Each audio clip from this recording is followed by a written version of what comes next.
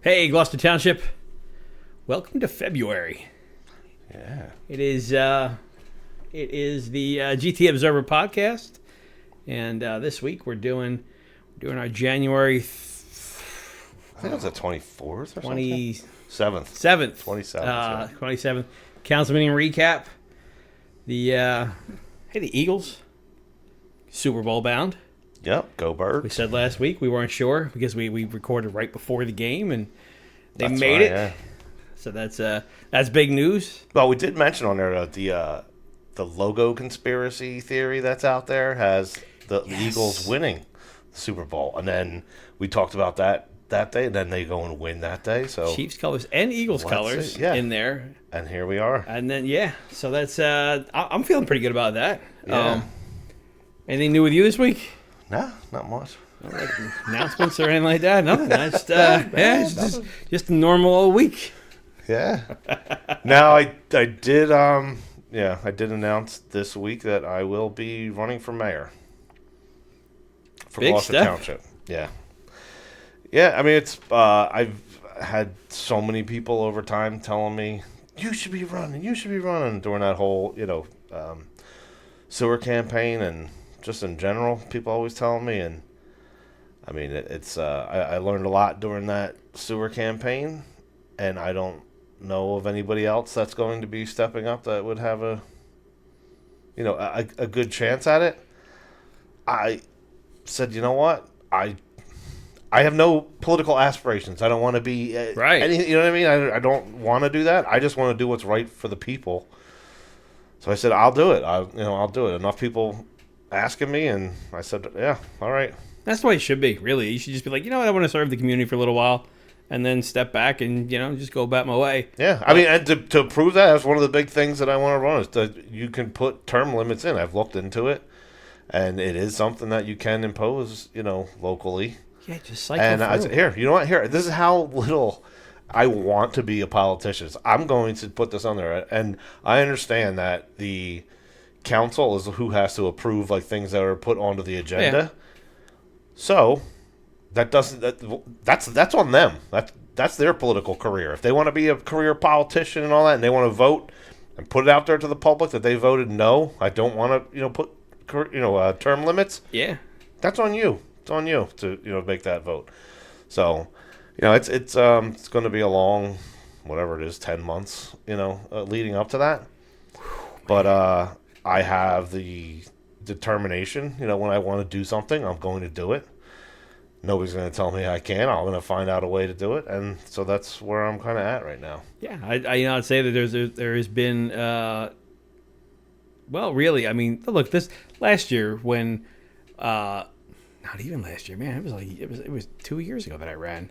2 years ago that I ran, we're saying, well, I kept saying, look, you got to run for mayor, man, and you're like, no, that's that stuff. But yeah, look, you're the guy, man. So it's it's cool to think about what would happen to have a mayor that does the things that you currently do and is accessible as you are now and will be. So yeah, I mean, I have the time to do I don't think anybody realizes how much time I do whatever I want whenever I want, kind of thing, and I use that to do a lot for the community, and I think a lot of people in the community recognize that, and yeah. That's what I would bring to the table. Like I said in that announcement, the leadership I bring is action. It's not just empty promises. I've heard from so many people in town the empty promises that they've been promised, this, that, and the other. And, it sucks to promise people and not deliver on them. But, when elections come around, we know how it all goes. I mean, it's not a joke that you see street sweepers once the election starts coming around. You see, projects like... There's How about the commercials community right now. center? Yeah, there's commercials for recycling. All of a sudden, now it's a big thing. Oh, that's funny because the taxpayers are actually paying for that commercial. Yeah, but so it's around election time. Yeah. Right? That's all convenient, Yep. And I guess it was the last council meeting or maybe two ago. The topic of that community center, which is the bank building over in downtown Blackwood, when they announced when the ending of it would be. When it would be finished. When do you think that is? Oh, is that right before the Right, election? yeah, like right around October. Like, oh, really? Oh, okay, cool. Yeah. So I mean, it's just things like that. Like if you're not looking for it, you don't even realize like what it is. Like there's so many politically motivated actions that are taken in town at the expense of the taxpayers just to keep the machine going, and I am not for the machine. That's just. You know, it's cool. It's cool that people who have never heard of are pointing this stuff out now on social media. Oh yeah, yeah. It's just You opening know, people's eyes to it. commercials, and then even innocent posts from Gloucester Township are getting attacked.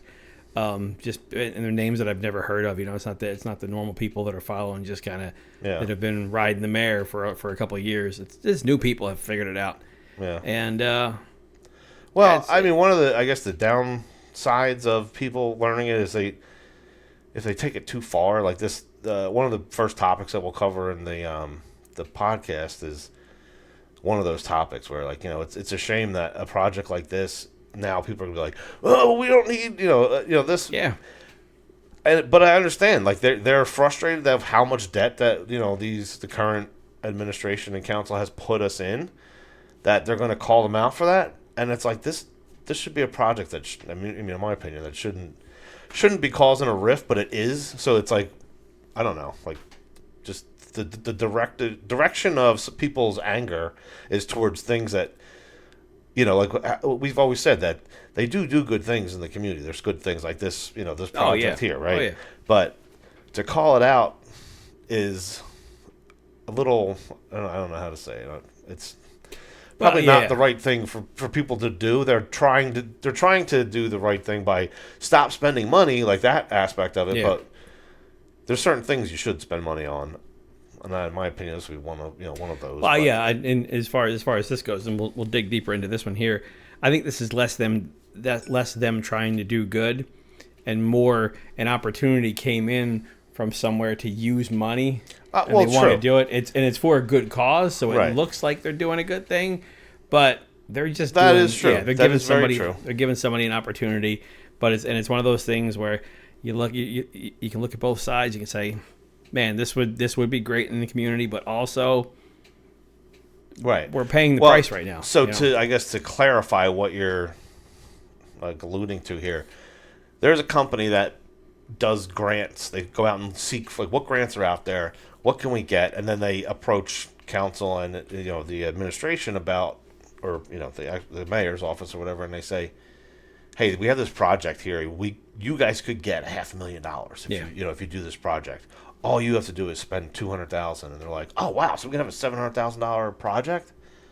Yeah. Well, that company gets paid based off of you accepting that, that grant. So they have. Yeah. There was a grant. I forget what it was, but this is when I first started getting involved around COVID. Money. Like there was an application to get some kind of COVID grant.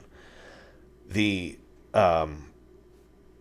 Triad, I guess is the name of the company. They put out that, hey, we have an application process to see if you qualify to fill out an application. Wait, hold on a second. Wait. So the overall grant is for $300,000, but you somehow weaseled $130,000 of that $300,000 out to go into your pocket to make an application for an application to see if you qualify to fill out an application? Isn't that what the application is for? Like, what? And so those kind of things are kind of what you're referring to there, where it's like, yeah, these projects it's a great project, so you can't, knock it because this is what it's for. But overall, we know that that's a campaign donor looking to, donate money for, you know what I mean? Yeah, so kind of what I'm saying. That's what you're referring to. This isn't the mayor saying, man, I've seen a lot of kids that don't feel included in parks, and we should do something for them. That's not the case. But this is a company that approaches the township and says, here's this deal that we can do for you. They get paid to do it. We get grant money. Right. It's kind of everybody wins, but it's not like nobody reached out to do this for the good of their heart. But it is a good thing. I mean, there's people behind it now because it's and we'll hear from some of those people that really are passionate about it. All right, why don't we explain this? This is for Jake's Law. It's called, and it's an all-inclusive park going into Valleybrook Sports Complex is basically where they're proposing this. Just by way of background, Jake's Law was passed in 2018 with the intent of providing guidelines to exceed the very basic ADA, Americans with Disabilities Act requirements, to include provisions that reflect on disabilities, physical, emotional, social, sensory, for children ages 5 to 12, 2 to 12 years. Subsequent to the law being adopted, in 2023, Greenacres, a program through the New Jersey Department of Environmental Protection, which the township has participated in on many programs successfully. Last year, Taylor Avenue as one of the many projects that have been approved. Greenacres came out with guidelines inviting applications, first from counties and then second last year from municipalities. It allows funding to, as I said, construct with equipment and other improvements that are reflective of the sensitivities of children with emotional and physical disabilities, shading, quiet areas, special restroom facilities, etc. So part of the application requirements include a public engagement process. And Greenacres wanted to be sure that it was thought out sufficiently over a period of time before the February 5th application deadline submission. So in addition to this public hearing, Greenacres was very interested to see what else the township would do. And Gloucester Township was embraced the principle. We had a detailed community survey that was conducted from December 27th through January 17th. We had 272 responses from that survey. It was online, and of the number, 68% of the, 81% responded that we would welcome additional recreation opportunities, and 68% of those referenced an all-inclusive, which is inclusive in terms of facilities for children of all ages and with all disabilities. What was going on there? Did you hear all that noise? Like, it sounded like it was like recorded in a barn or something. There was so many coughs. Oh my God! I was going actually when I was running short of time, but I was going to clip all the coughs and just keep them separate, and then just do an entire cough clip. Okay, so it wasn't just me. It was no. It's one of those things. I'm listening to it, and I feel like the coughs were triggering something in my throat. I'm over here like, I need some water, but now I have it now. But oh man. So y'all must have seen the survey that was posted, maybe on Facebook, maybe you saw it. A few people. I think I took it. I don't know if you took it. But 81% of the people thought that we could use more park space, and 68% of those people thought that we should thought that a good idea was an inclusive playground. They did say the number. I forget the number. 300 people or something like that. 270, I think it was. Yeah, it was like 270. Yeah. They had some. I guess there wasn't. What I didn't like about the survey was. Yeah, it was yes or no questions. There wasn't any kind of like open-ended like. Yeah. Hey, what do you think? Dialogue. Bottom, there was like a suggestion thing down there, and I guess what they took away from that was people wanted shading around the benches, and the soccer club wanted more accessible bathrooms. Right. So that was it. So for Jake's Law, there are 9 requirements for Jake's Law. First one being accessible parking. So that works out parking, good there. Yeah. They have a lot of parking. And what we found too was it's kind of that's basically a thing for most of our parks. They have good accessible parking. A lot of the big parks do, at least. Accessible routes to the playground facilities, safety surfacing. If you've been to some of our playgrounds, you notice some of the surfaces. Like the cushiony rubber. That's really cool stuff, man. Yeah. I wish we had that when I was a kid. I'd be less brain damaged, and I'd be on council. Yeah, right. Accessible bathroom facilities. Their current plan for this particular project is to convert a storage shed that's already on the property into a family bathroom. 25% of the surface will be shaded. I think that what they later on said that they plan on doing, I think it was like 30%. Yeah, a little bit more than what's required. Must be fenced in. Must have inclusive equipment, ramps, and quiet zones. That's interesting. A quiet zone. I don't know what that. Yeah, I don't know what that would look like in a park. All right. But maybe I don't know. Maybe like a closed off kind of area. Maybe if you're a little overstimulated. So this project was originally I thought going to be close to $1 million.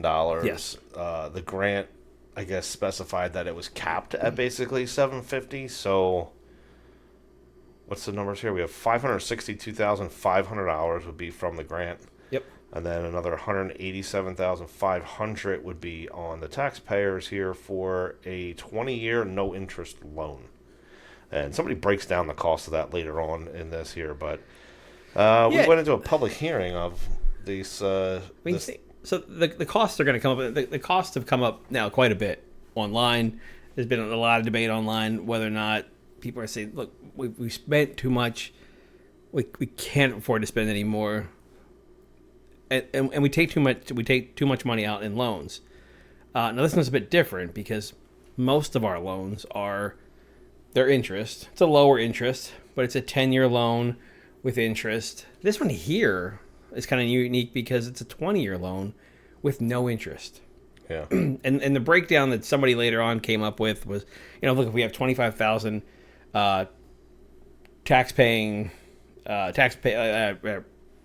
properties, basically property taxes. Right. If we have 25,000 of those, you split that up. They split that cost up over, 20 years. It's basically over 20 years. It'll cost you like $75 each property. Yeah, everybody that owns a home over 20 years, it'll cost you $75. So about 37.5 cents a year. Yeah. So, not bad, right? No, it's not. I mean, the one thing about this the Jake's Law properties though, I looked it up and it said that it was a county. Like when it says law, it's like that you have to have these. Yeah. It's kind of a county responsibility, and that also came up. I didn't do the clips on this, so I'm not sure if you captured that. But there was a question about like, did anybody check with Camden County if they're doing one like across the street at the dog park? I think Denise Coyne brought that up. Yeah. Right. Like we already, and they're like, no, not to my knowledge. Well, did you check? You're like, no. But that's the thing. Is like, okay, so this was a project that was put on somebody else. So it's not, even if it's a good project, how can somebody gets paid the amount of money that that gets paid? Not ask the county whose responsibility this is. Hey, do you guys happen to be putting one in our township? Because if not, we go and and get this grant ourselves. Yeah. We can work with you, but like that should be a working relationship kind of a thing there. I find it extremely hard to believe that they don't know the answer to that question. It's not like the people that run our county and the people that run our township are not friends. Yeah, exactly. They're 100% They're friends. Very close. I see them at breakfast, out at the diner. It's not like, I mean, we have a park that you can see from another park, and they're both accessible. Yeah, and they're like, I don't know if they're doing that. Like, really? Are you kidding me? So even if you don't know, that's not a good excuse because you should know. I mean, that's your job to be talking. I don't know. It's just another example if the county wants to put one in your town, then it just saved you from having to talk to anybody about $187,000. Right. Let them do it. And then a park goes in your town, you still look a good guy because, look, 98% of the people, they're going to think that you put it there, right? So no one knows. It's a win. Knows. Like people don't even know that it's Camden County's dog park, where that park over there is. I think it's Gloucester Township. And how about that? They put a park across there. There's Taylor Ave Park, right? Literally, you can stand in one and wave to somebody playing in the other one. Yeah. And you're like, oh, okay, so we got to... All right, anyway, let's move on to the public hearing part. So this was an interesting public hearing. The public hearing is supposed to be unlimited time, but this isn't necessarily a public hearing. It's a public hearing for this grant. It was kind of a weird thing when I first originally heard council president say, we're going to have a public hearing. It's going to last 15 minutes, and that's it. And you're like, wait, how is a public... But then when you think about it, you're like, okay, it's not really a public hearing. It's called... I don't know, but anyway... Yeah, and when you asked questions, it didn't follow our normal council meeting now where they can't answer you until the end. Yeah. So it actually went through pretty well. Yeah. It was fluent. Yeah. Matthew Peterson, 440 North First Bike in Blackburn. My question for you was when we went to the Zoom meeting, you had originally made an estimate of $1 million with $750,000 and then the $250,000 loan. Now that the numbers you're telling me are less, can we possibly still get $1 million total, since we were already approved for $750,000, and then use that for maintenance money in future years? That is my question. So actually, now that he said that out loud, and I was just listening to it, why did the number, if it was $750,000 and they capped the grant at $750,000, the project, is it because there's a certain percentage that needed to be paid by the municipality? Like, why did the grant go down by $200,000, but our end only went down by like 50 grand or something? Well, the grant would only cover a project up to $750,000. Okay, well, add ours together, and what I thought that's what we're.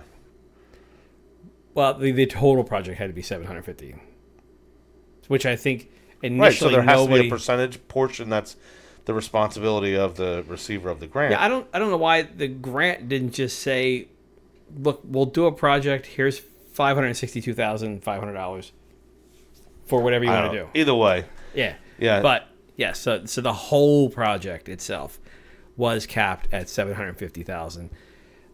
This gentleman wanted to borrow more money for future maintenance. Probably not a good idea to borrow money for maintenance. no, that'll be a current expense the year that you're maintaining it, right? Yeah, and I would think that look, a lot of this stuff, equipment-wise, a lot of stuff is like a 20-year life on it. So a lot of the equipment shouldn't need too much maintenance. And the regular maintenance, I think somebody mentioned this is taking over like an old unused ball field.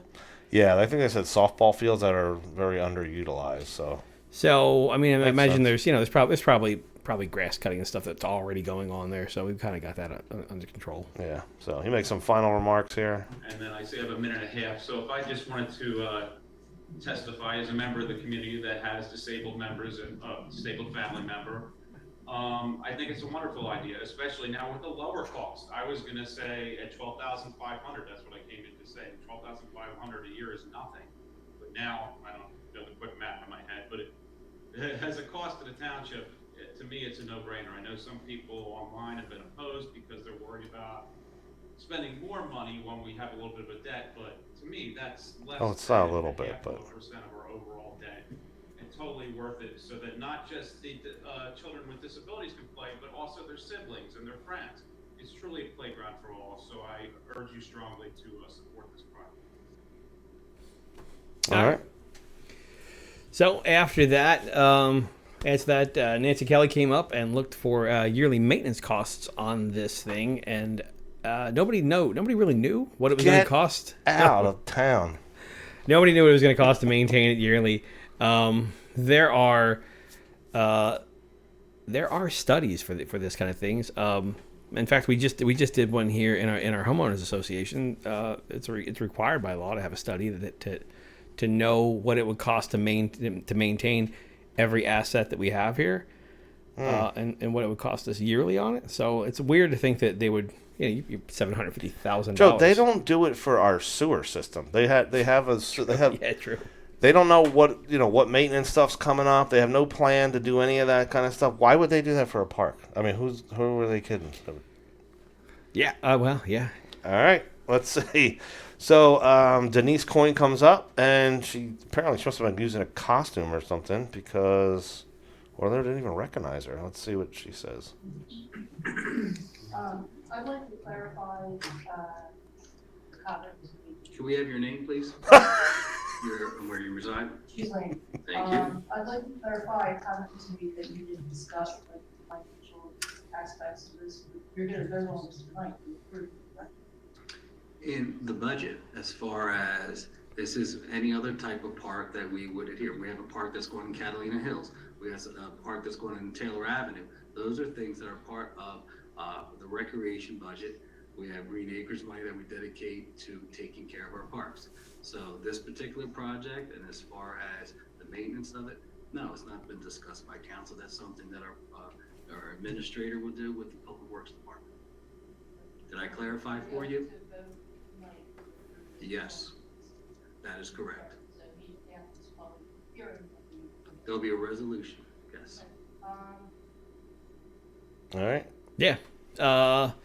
Also, yeah, she did follow up with that, asking if the county was planning on it, and nobody knew that. Is that clip And there? then, no, All right. Well, we it's just been- discussed that yeah, so- a couple minutes ago. So the microphone's a little bit low this week, Yo, they put a lectern in front of the microphone. right in front of the damn microphone. I mean, how dare they? What? It's ridiculous. You can't even You hear know- people now. When you use a lectern, which if you've noticed, a lot of people brought paperwork, put it up on there, and were comfortable doing it up on there. It was such a better way to do it. Except now the microphone's over here, right? So on Amazon, you can get for about $12. You can get a little clip that mounts on, kind of like this thing does, but Right. it's a little bendy thing, and the Well, it's got a listen. microphone holder on it, right? If you people vote me in for mayor, I will buy that $12. If I'll donate it right now. Well, that's what I'm saying. If I could buy one of these and I could take it there next meeting and say, hey, can I put this on there? And they would let me put it on there. I would No, donate it. I don't think they would let you do that. I don't think they would either. That's the thing. I would love to do it so that we could hear people and they could use the lectern and be comfortable. And I would love to donate that. It's a couple bucks. But I feel like if I showed up, they would say no, and then it's just a waste of money. Other people talk about donating things later on in this, and they weren't shot down. So maybe you could get that in. Maybe. Oh yeah, get my $12 of All right. Yeah, I don't know what that lectern's all about up there. Just gaslighted. Like, we never asked for that. What are you? Yeah. That's what they do to us, right? You're putting blockages up for us now. You trying to block us? Just completely gas. We never asked for a lectern. There was no lectern gate. And then the next question here is about about the Taylor Ave Park in Clip 7. Clip 7. Okay, my other question was, there's an ADA park being built on Taylor Avenue that also has the same surface and is ADA compliant. So I'm wondering why this park is being considered a mile away and not an aerial or simply built, which would better service our 24 square mile community instead of having two ADA parks within a mile of each other. Mr. Zampino, can you explain to her what Taylor Avenue is? Because it's not just for children or adults that are disabled, it is for the whole community. Can you please expand upon that? Thank you. It's definitely for the whole community. And that park actually was approved, I think, the highest scoring application of all the Greenacres because it's a multi-generational project. Was that his first pour It's not- of the certainly meeting? it will have ADA considerations, as all public facilities must. But this is not, that is not a jigsaw playground. It is for children, youth, adults with fitness equipment and recreation, all forms of recreation. It's multi-generational, designed that way, it's approved by Greenacres as a very, very high priority project because of its unique ability to address many needs of a larger community, not just children with disabilities. I'm not excluding them, saying this park will have kinds of features that can be integrated into the overall facility that's there right now. Thank you, Mr. Zampino. Thank you, Ms. Coyne, for your time. Is it? Go ahead. What were you gonna say? I was gonna say, is it just me or is that confusing as hell when you're talking about it's for the Jake's Law playground?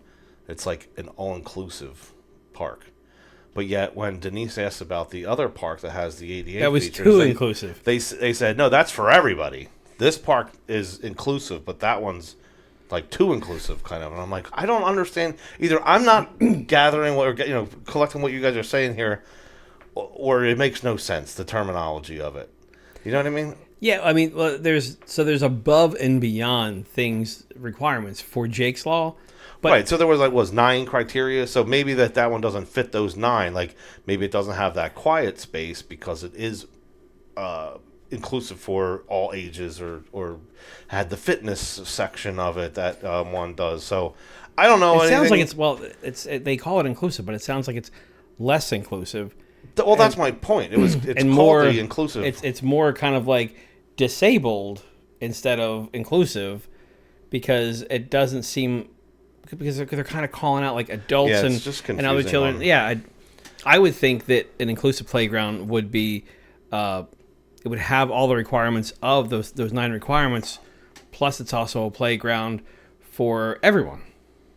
I don't know. I don't know. Look, they're the experts in this. It was confusing about that. What qualifies for what, we don't really know. So, but yeah, there were some people not too happy about this park as well. Ira Eckstein, Glen Oaks. Basically, I think this park is something that we don't need. Or not that we don't need it. I like the idea of it. I don't think we can afford it. 3 months ago, you guys were saying, vote yes to sell the sewer systems, pay the debt. Now all of a sudden, we got money. It doesn't make sense. That's not being fiscally responsible, in my opinion. Other than that, the only thing I want to say is, I know there's people here that are going to say, oh, this guy doesn't like people with disabilities, and he has no heart.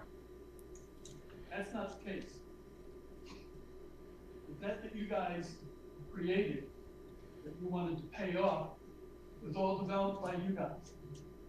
So if they're going to get mad at anybody, you guys, all of you, you're the reason we have this debt. Thank you, Mr. Eckstein. Yeah, I mean, after Ira's comment, first thing I think about, we wasted $500,000 on pickleball courts, right? But this only cost. It was wasted, but we spent it. It wasn't necessary. Well, now that you have people looking at something like this and saying it's a really nice thing, but we should slow down the spending now and get it under control and maybe pay off some of the debt before we go any further. And you think, damn, that's a shame, because this seems like a really great opportunity for really great things. Then you look at some of the other stuff that we didn't need. This is kind of more of a need than the other thing. Yeah. So and he's right. Don't get mad at him for saying we have to stop spending. Get mad at them for doing the spending. I probably shouldn't do this, but he when I heard him talking about it at first, the only thing I think of was the Festivus thing on Seinfeld with George's father, when he's like, doing the errand of grievances. He's like, "Hey, Kruger, one more thing. My son says your company stinks." That's what he walks up there. He's like, "Oh my god." Yeah, so it's like you said, it's a shame, and I don't know. It's I don't know where to go with that. Nah, next guy up was Jared Thomas. Jared's a familiar name. He's run for a couple things around here. Oh yeah, he's. Yeah. First question he asked is, with the maintenance from the park, pretty much, would it kind of offset, because we're already, like I mentioned earlier, we're taking care of the old baseball field that's there, and we're mowing that grass. So, I mean, essentially, we're not going to be mowing new grass, so there's not going to be a whole lot of new maintenance. We're still going to visit that park. Kind of a good point there. I think the maintenance people are talking about are, when you go to our parks, if you go to our YouTube channel, we have a playlist. Go to the playlist. That one comes up next. Yeah. Go to parks on there, like Keith visits the parks, and you'll see we have parks that there's literally duct tape, like putting over top of rusted things, and then just spray painting it like a certain color. That's the kind of maintenance that we're talking about, not mowing the lawn. Like, that's not the maintenance when people are talking about to maintain. That's another thing you got to think of too. I mean, so these playgrounds, they should last about 20 years or so. After about 10, 15 years, they do require a little bit of maintenance, a couple $1,000 worth of maintenance. But every park that you do add is another expense that you have to maintain down the line. So, somebody does come up and say, and actually we might have passed it already, but I think Nancy brought it up, that there are 54 parks already that we maintain, which made me think, all right, why don't we go to one of the areas that qualify for this and replace one of those with this park? Like, still put this park in, but get one of the parks. Well, maybe because, like he explained with the Taylor Ave Park, that's too inclusive of a park, or maybe it doesn't have the 9 requirements and all that. But no, I totally get what you're saying with that. I mean, a lot of her point too with the 54 parks. I remember when I tried to do that a couple of years ago, the tour, trying to find these parks. There are the things that they call a park sometimes are. Oh yeah. Oh my God, it's not even really a park. Oh yeah. Others are like so hidden out in left field that, like, it's like in the in There the was middle one of that was like a grass alleyway in between. Oh yeah, like I don't even know how trucks get by. It was like weird, like how many of those there are out there. But I get the point. It's a big township though, so I mean, 54 parks in that many areas, it's not a bad thing, you know. But the maintenance of them, they do need to maintain them better than just cutting the grass. And that's, I think, the essence of when people are saying maintain. Well, you don't want a kid cutting their arm off on some sharp metal that's hanging off of something. Right. So anyway, then he asked for something additional that he hasn't seen at any other parks around here. I don't know if the scope of the park is fixed at this point, but one of my thoughts was, can this be a splash pad similar to what we have at the Soul Park in Deptford? That looked like an extremely ADA accessible amenity.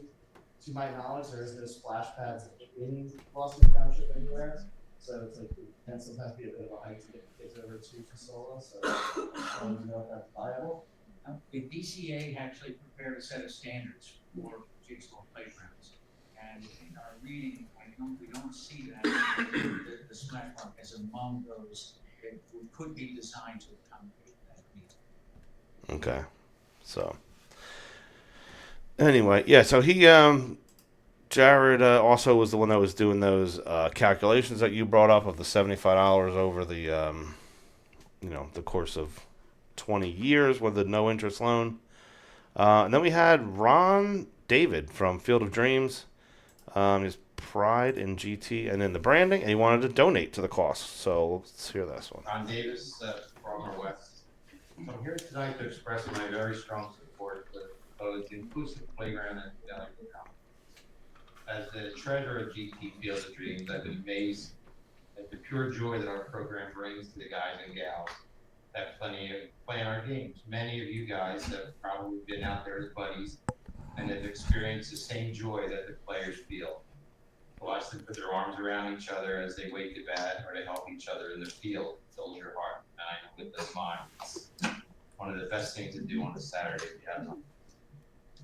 As a 25-year resident of Gloucester Township and a business owner myself, I've seen our community grow and prosper. I'm a full proponent of our branding of Gloucester Township, as we've noticed from all the signs, and the pride it brings to be a resident, the new businesses that have opened over the years, and the continued efforts of our local government to make things better and serve the various residents in our townships, veterans, the disabled, seniors, all serve to make this a great place to live and work.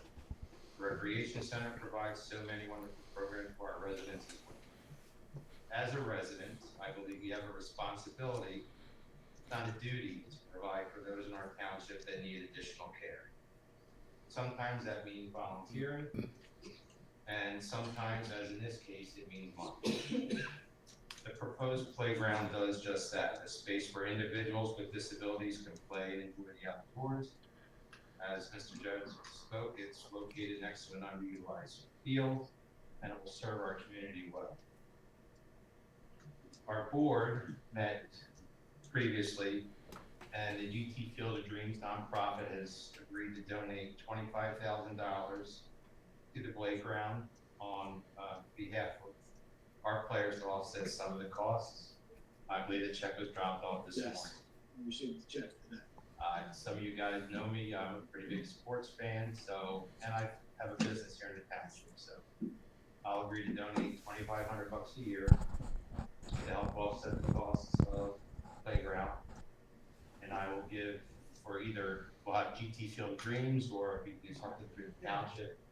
I have 6 tickets to the Eagles season tickets. I have 2 seats, 8 rows off the field, and 4 seats up in section 241, and I will agree to donate them to the township or to GT Field of Dreams for us to raffle to provide additional funds to help offset the cost of either maintaining or to pay that $985 a month. All right.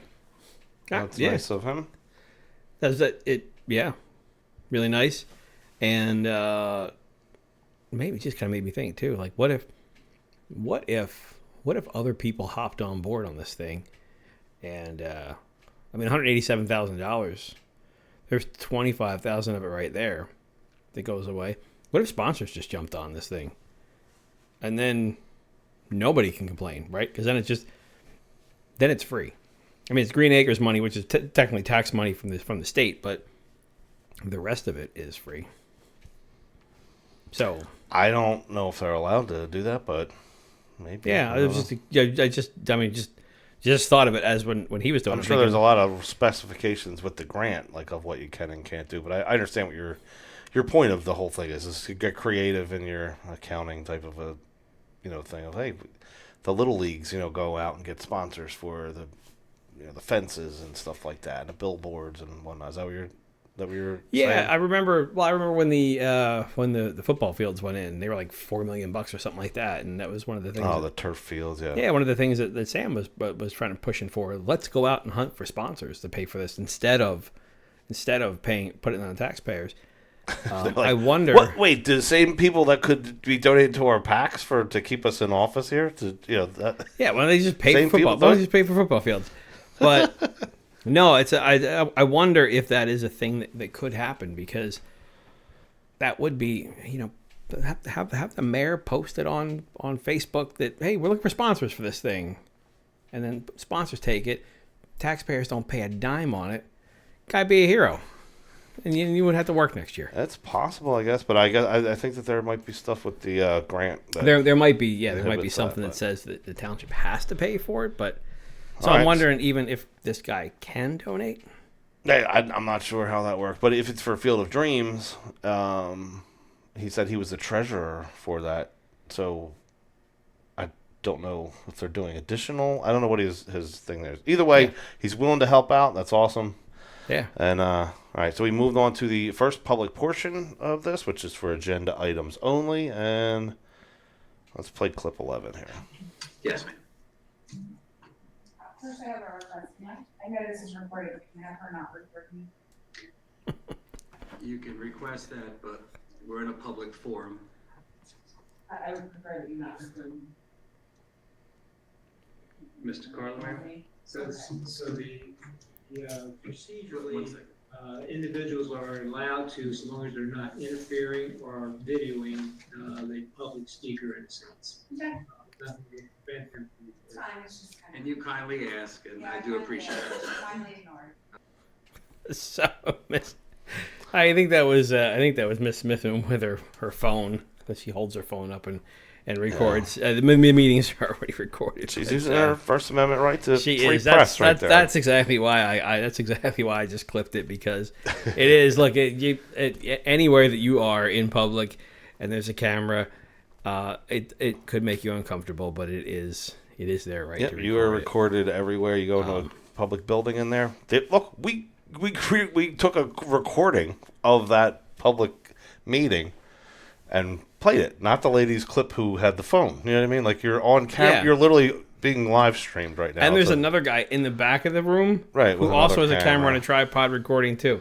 So Yeah. I mean, like it's just I just thought it was one of those funny So things. when you are in public, and that is a public building, you have no expectation of privacy. Yeah. So you walk out in the street, you're on a public street, you're on a public sidewalk, you're anywhere.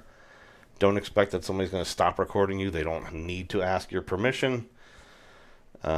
Anyway, that was that part there. So that woman comes up again later on, right? She comes up. Oh, right here. Let's play what she went up there for this time. My name's Kathy Lashevsky. I live in Tendale, Sicklerville. I have a question about the licensing fees. I feel like by making such a small margin between what you're charging for a altered pet versus an unaltered pet is promoting residents to breed and not spay and neuter. I'm not asking for you to provide me any insight, but just consider maybe making it a more drastic difference, because we have a widespread problem in this area with animals breeding, whether wanted or unwanted, and it's going to result in us having to deal with the cleanup. What are your thoughts of that? Well, it's interesting. It initially, like we said last meeting, I think the fees are dumb to begin with. And like I mentioned before, it's $8 in Pennsylvania, it's $8 in Maryland, it's $21 here, and $24 if they're not spayed or neutered. So I thought it was, I don't know, I think it's ridiculous in general to register your animals, but that point of If you're a breeder and you're essentially making money from it, yeah, then maybe your registration fee should be $100. I don't know. Well, I mean, I understand where she's coming from. However, the reality of it is like if some people will do what they want to do, right? That's the thing. Nobody. If you somebody doesn't have a lot of money, like, in general, but yet they go to Starbucks every single day. That's what they want to do. You can't stop them. You can't say, "Well, coffee's cheaper at home. You should make sure." No, if that's what they want to do, that's what they want to do. If they want to spay or neuter their dog, they're going to do it. $2 difference or whatever the difference is. It's not going to force me. You know what? I have to go do that. It's either they do it or they don't do it for whatever the reason is. Yeah, that's in my opinion. I don't know. I don't even use it. I'm not even sure what the registering. I'll be honest.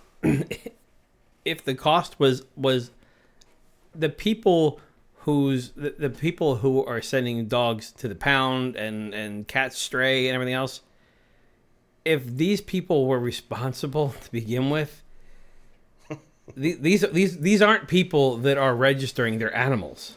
She brings that up. She brings up we don't have a animal problem. We have a people problem. Yeah, we have a people problem. So there's stray cats apparently everywhere in town because this meeting, just as a spoiler alert, there's a lot of cat talk. There's a lot of cat talk in this.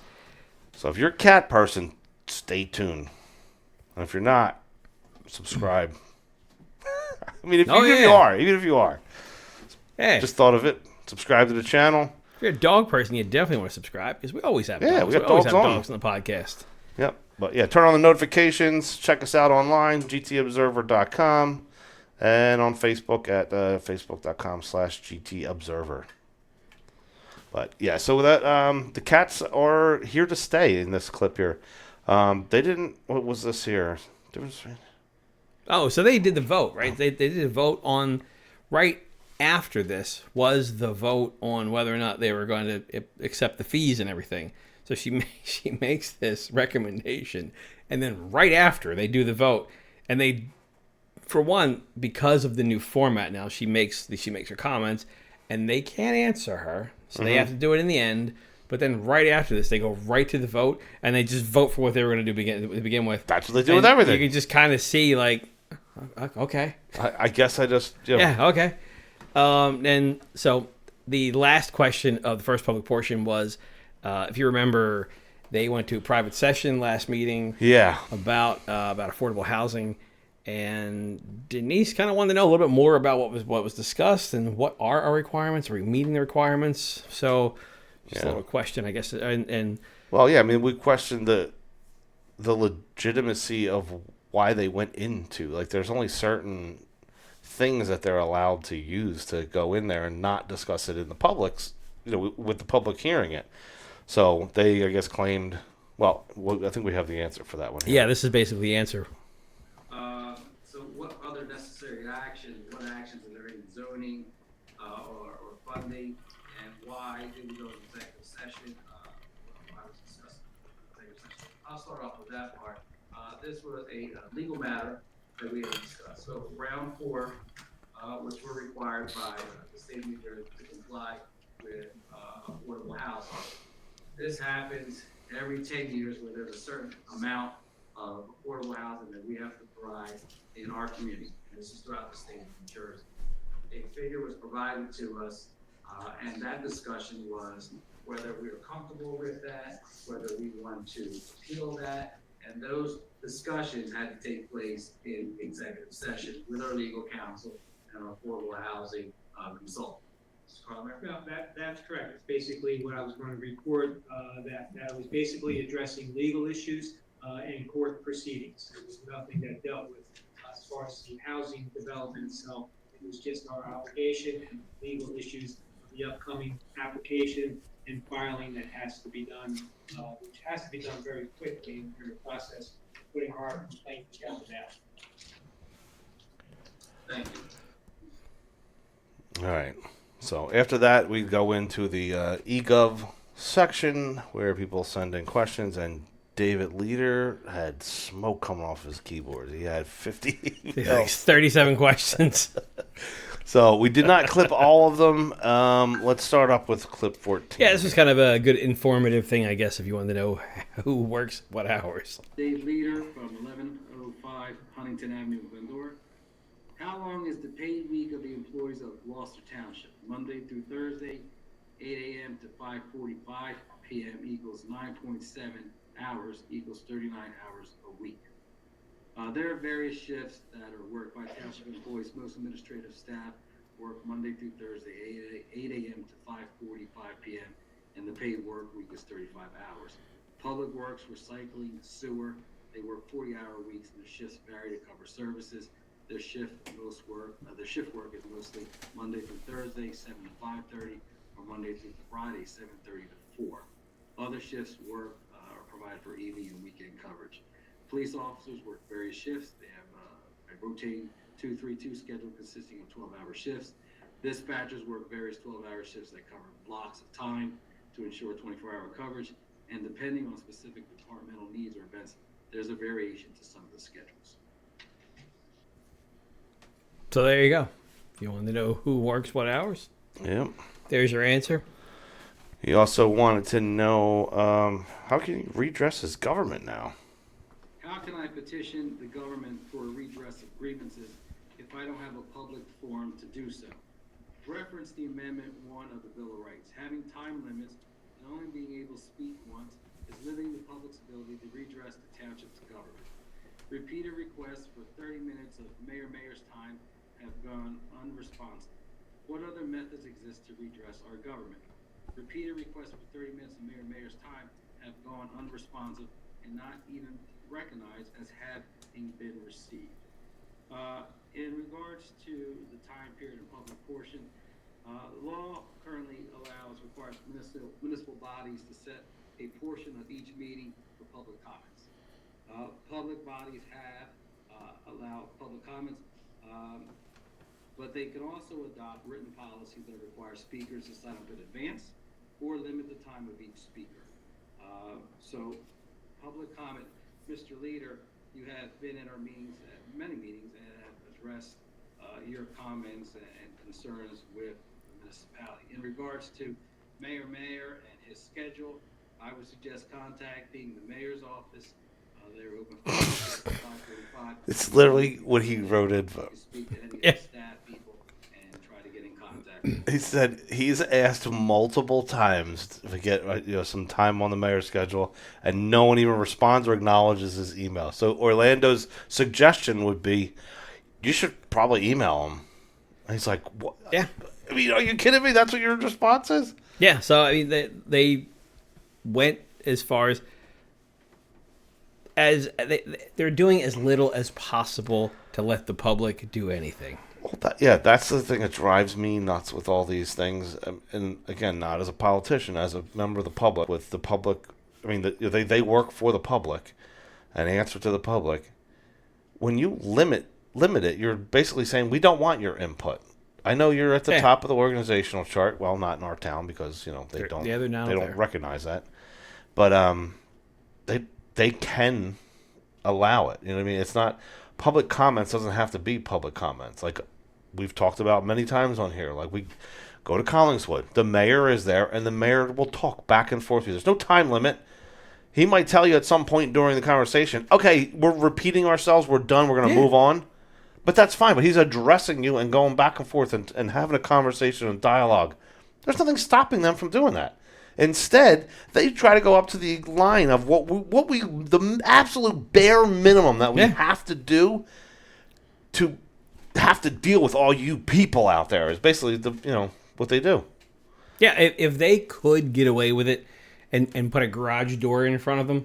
Oh, when they're done talking and somebody comes up, they just close the garage door and they just let the person in talk to the door. Yeah. I'm sure that will come up next. Well, it's the same. You go to, and I'm sure there's safety, reasons too, but I don't know. I mean, you go into any one of the office buildings if you go tax collector, you have to get buzzed in. You have to get buzzed into a lobby that has additional doors into. So you have to go to the clerk's office. You got to get buzzed into the lobby of the. It's like what? I don't know. It's. It's not welcoming. You know what I mean? Like these are. Well, I guess when you make a lot of enemies, That's true you know, too. you've got to. Yeah, I guess you got to. Maybe you're in fear. I don't know. Yeah. So, I think he brought up if they can bring back the MUA. Yeah, that was one of the things. I guess they said there's no plans. There's no plans to do that. Yeah. Another guy was running for office. I have a plan too. Mentioned that he wanted to do that. So. Yeah. I mean, there could be things that restrict you to it, and I'm not.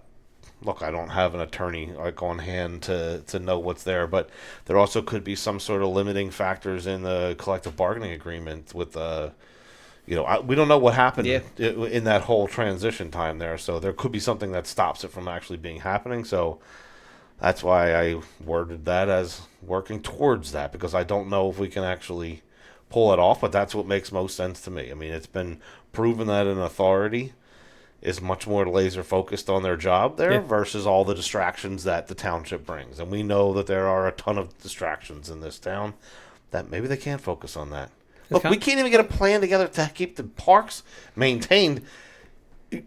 There's no plan for the sewer system, which could be millions and millions of dollars. It's not a $100,000 at least you know piece of equipment on a playground. At least you know if they keep their own budget, they keep their own surplus or relief fund. At least you have track of that. One focus there, and you know, like now you don't know. Now we could be borrowing millions of dollars for sewer repairs that may not go to sewer repairs, and then next year we'll borrow for the same sewer repairs again.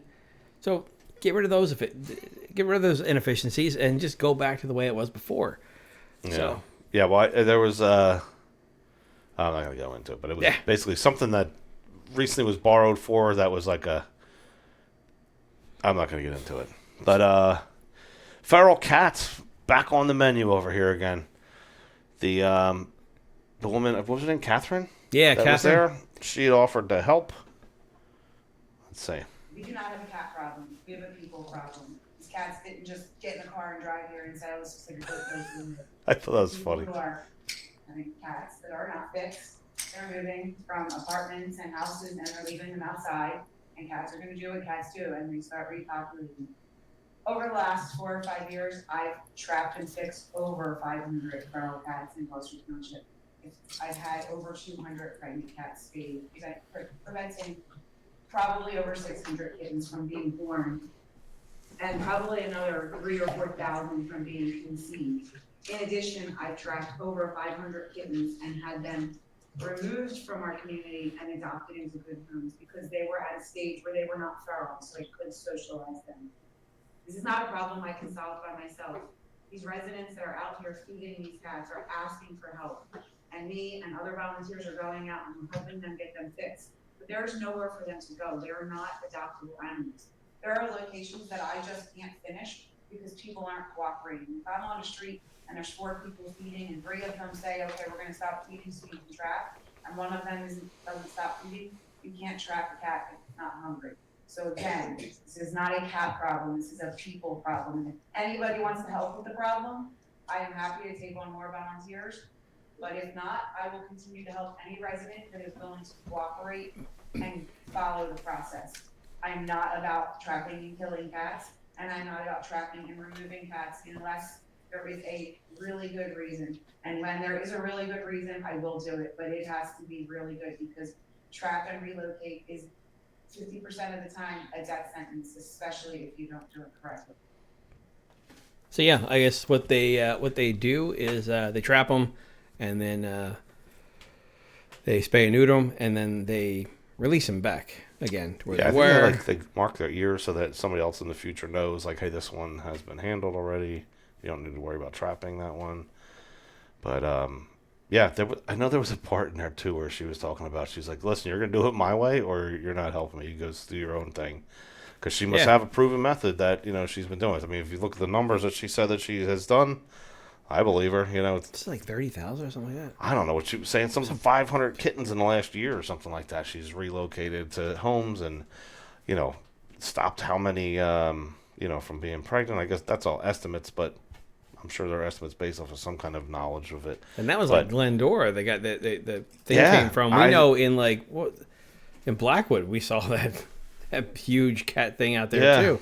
So there's Well, there's a lot. I guess they're not really supposed to say where they are for some reason. I don't know if there's, I guess, people that are evil like that and go kill. I don't know what. Yeah. But they're not supposed to be publicized. I guess I was told that by somebody when I had mentioned where one was, not knowing that was the thing. That's why I said Blackwood. Yeah. So anyway, sorry, but yeah. So this is in she said Glendora. The current problem. And I think, so I asked somebody, what was that? Where did this all come from?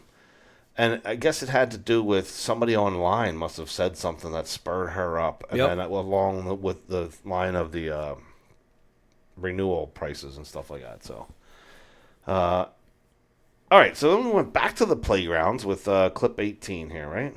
Next is from Marge Bonanno of 1025 Cornet Lane in Summer. Oh, wait, this is an EGov? I'd like to know why the township's looking to spend $250,000 for a new playground while there are others in the township that are in need or repair.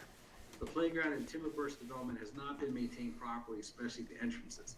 The blacktop walkways going to the playground are cracked and lifted due to tree roots. My grandson was so excited to go to the playground, but didn't get to it because he tripped on the uneven blacktop and fell. So we turned around and went home. Please consider maintaining and making the playground and parks we already have safe for people to enjoy. At the community forum that was held on January 7th, Triad stated that the township was proposing a completely inclusive playground. It had the total project cost of $1 million with the Greenacres on the $250,000. That has been amended, as we discussed earlier.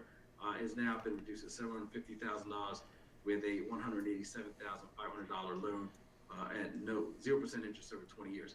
Mr. Cars, this was forwarded to Mr. Cardis. Mr. Cars is having direct department and public works take a look at this playground in the Timberburst development, Ms. Bonanno.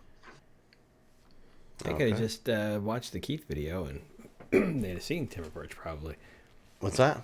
Probably could have just watched your video and they wouldn't even have to go over there. Oh, yeah. But also, why aren't they going to the playgrounds to begin with? Yeah. And not realizing there's a problem. Well, but it's funny. The one, I guess it was last meeting. There was a guy who was talking about behind, where's that, Broadmoor East or West, or the one that's like right across from Valleybrook. There's a park. Broadmoor that's West. over there. So the tennis courts over there. This was back when like pickleball started becoming a thing, and I started that was the initial start of the whole park tour. Was go to the different parks, and I went to that park, and the surface of it was like, oh my god! Like there was literally It looked like a dirt bike park or something. Like there was just the surface. It was like, this is a tennis court. You got to be kidding me! So the one guy that was there talking about this project they have of expanding the basketball courts and making the tennis court, resurfacing the tennis courts. His description of the tennis courts was like, it's a little uneven of a surface. I'm like, uneven? You should see how. Oh my god! There's like, I don't even know how to say. If you ever see like a rope for like a big ship, it's like this thick, like massive size rope. It looked like there was rope all underneath of like the court. Like I don't know if it was like roots of something or I don't know what it was, but it was unbelievable. Like, you couldn't even walk on the court. I remember 20 some years ago, I broke my tailbone in that. Trying to rollerblade in that little. Oh really? Yeah, it never got better. Yeah, I knew people that lived in Broadmoor West, and I was rollerblading and I broke my tailbone in there. But it was a broken down tennis court then. Yeah, it was. Oh my god. Yeah, again, they're the ones on our on one of the lists. One of the very first ones. If you go on the playlist on our YouTube channel, go to the parks thing. Go check the surface of that thing out. It's unbelievable. I don't even know how we got off the topic of that one there, but yeah, like we said earlier. Look, we got a lot of parks that need some work. Why invest in another one?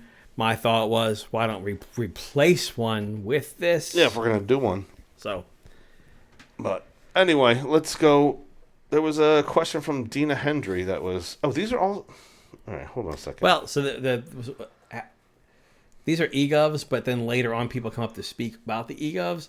And because the flow that they've created now sucks so bad, you can't even. I've taken the answers from later on in the meeting and brought them in with the eGovs because it just makes the flow a lot better. Okay. Yeah. Got it. Next is from Marge Bonanno of 1025. Oh, we just did this one here. Hold on. How can I stop that? Was I allowed to do that button? Yep. 17 we need. Yep. And last from Dina Hendry at 89 Lamppost Lane. Good evening. Being I can't be in two places at once, I have some questions that you can kindly answer. has the 60-unit supportive housing project on block 12302, lot 1, 420, Turnerville, Salina Road, been approved by the Gloucester Township Council, acting as the redevelopment entity? No. This is a Camden County project that will be constructed and owned by Camden County, and the county did not request a redeveloper status. Therefore, there was no action that was required by the council or the redevelopment entity. If yes, when it was approved, and under what resolutions or ordinances? It was a county activity project. Does the project contribute towards Gloucester Township's affordable housing obligations under the Fair Share Housing Plan? Yes. This is a Camden County project that's anticipated to count as a credit-worthy affordable housing units under the township's 4th round housing element and fair share plan. If yes, how many units will be counted towards those obligations? It's anticipated 60 affordable housing credits from this county project. What population does this supportive housing aim to serve? Veterans, elderly, individuals with disabilities. It's our understanding that the county project is for those that are in transitional housing, homeless supportable housing. Will these units be classified as affordable housing under New Jersey law? That is the township's understanding that yes, it will be. What is the expected impact of this project on Gloucester Township residents and resources, particularly given its tax exempt status? This will contribute to our housing obligations. This is located past Homeward Bound on the right-hand side as you're heading to Washington Township on Salina Road. It is a transitional housing project that is a holistic approach by the county, just not helping those that are in need, but also with their health and physical and a public facility or a recreation center for them. But it is not a long-term solution for any individuals that are staying in that particular property. So that's the property that I did a video on. I think it was Monday I put it out. It was right where you said, down by Homeward Bound. And driving past, I'm like, whoa, what's going on over here? And at that time, not knowing anything about it, I thought that it was this. We have 1,007 units of affordable housing that have been zoned, of housing that's been zoned down in that Lakeland area. I wasn't exactly sure where it was, but it made sense that that's where it was going to be, looking at the maps and say, okay, that kind of makes sense. It's right on the edge of the land. That's what I thought it was going to be. So I do this video. I put it up online, and a few minutes later, Mark from 42 Freeway is like, dude, I'm working on a story on this whole thing. He's like, don't ruin it, but, and so I didn't want to ruin the story, but in classic Gloucester Township fashion, this project was not on any kind of radar whatsoever. The county owned it. It was when you call up the township building looking for permits to find out like what they were doing, because they did pull out, like there was like some kind of a ball field of some like with lights and stuff there, and they knocked down additional trees. So even if they did that much, there should be permits done, right?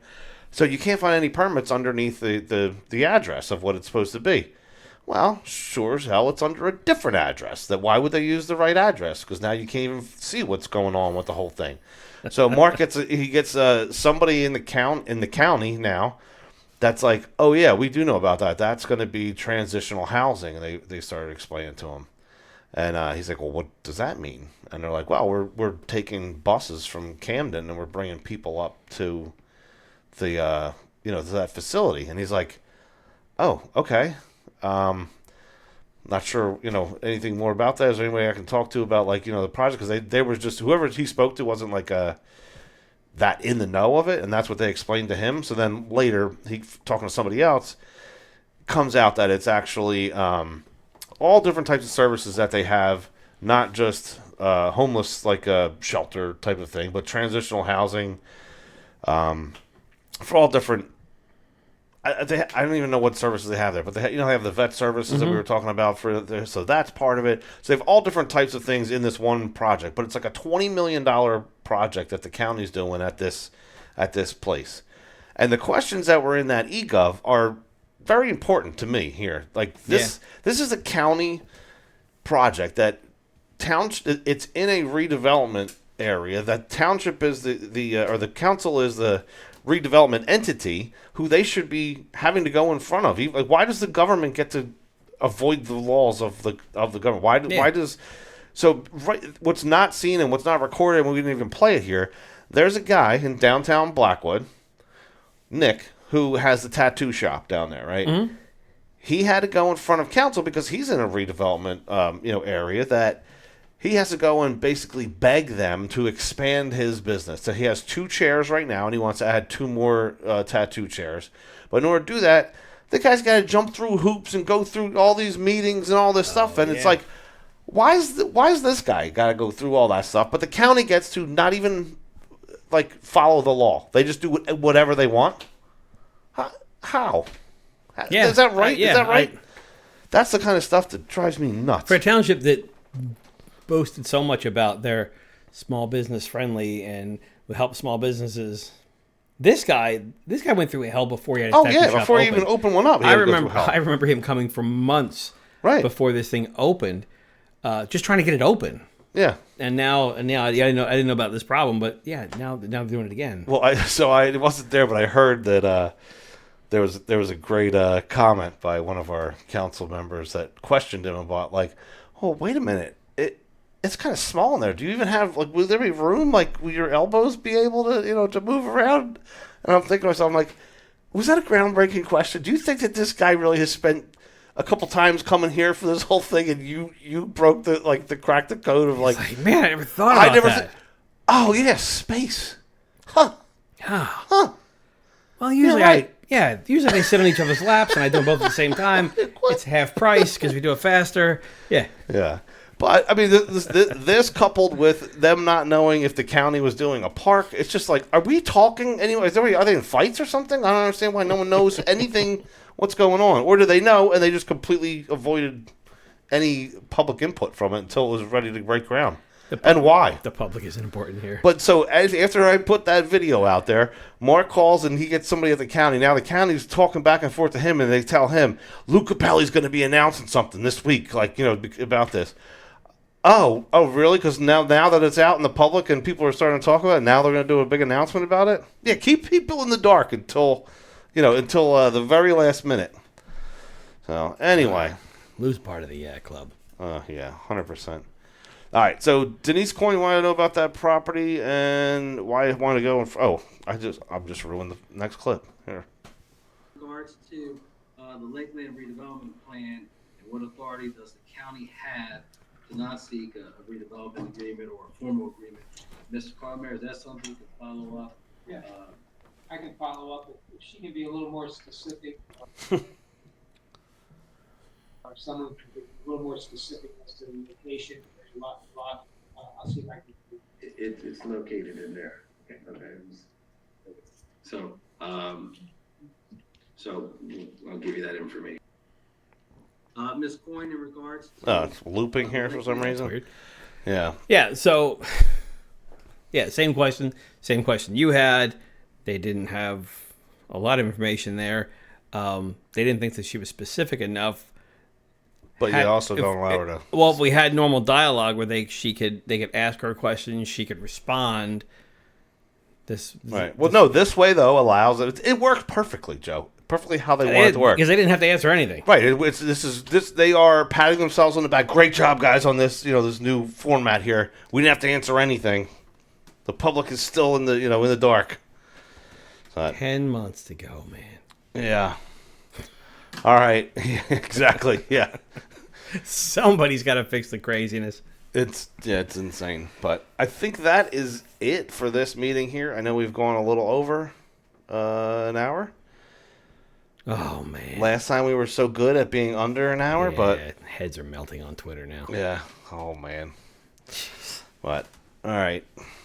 I don't really have anything else that happened at that meeting to discuss afterwards, right? I got nothing else. I still think the format sucks. I think it really does. It's terrible to follow. Just the flow of it. It's clear the public isn't getting anything out of it. So I don't know. I think people should email in and ask, hey, can we change this back? This doesn't work. At least give us an illusion. that you want to listen and have some dialogue with us. Yeah. Yeah. That's all. Yeah, that's all I got, man. It's one of those things where people are like, "Oh, the system's broken." Like, no, the system is working 100% how they want it to work. It's broken intentionally, and that's exactly what this format is it's broken intentionally. They do not want to hear anything from you. And that is why I am running, because I'm sick of it. Yeah, I've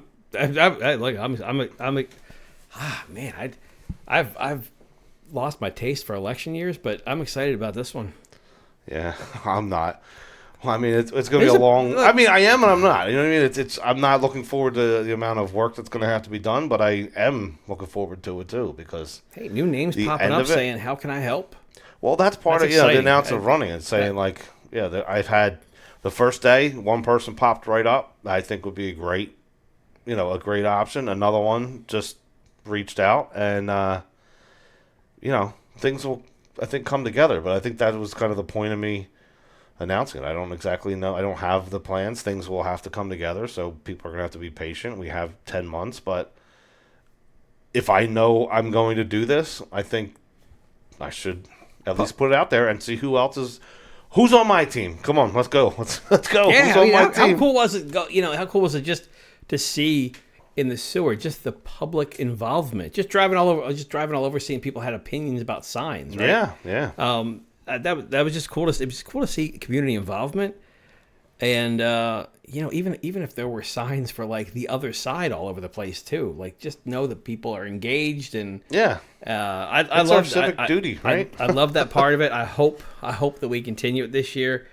And man, you know what so in the short amount of time that I've announced, I had a guy the other day. It wasn't today. I think it was yesterday. Broke my stone. He saw me and he broke my stones about, can I finally get my street paved now? And I'm like, why are you taking your anger out on him? I'm just running, dude. Like and then that was just like one cut, but he was like yelling at me as if I'm the one responsible for all his grief that he has right now. And I'm like, where are you going? Like, why aren't you redressing your government? You're yelling at me, the guy that's trying to fix it. Like, what? Like, that's the kind of stuff. Like, please, people, don't come at me with this stuff. Like, I don't need that. I'm not the one that created your problem. I'm the one trying to help solve. I have the same frustrations that you have. I'm trying to help solve those. We had a new viewer last week reach out and say, instead of going off on how bad they are, why don't you teach people about how to work better with them?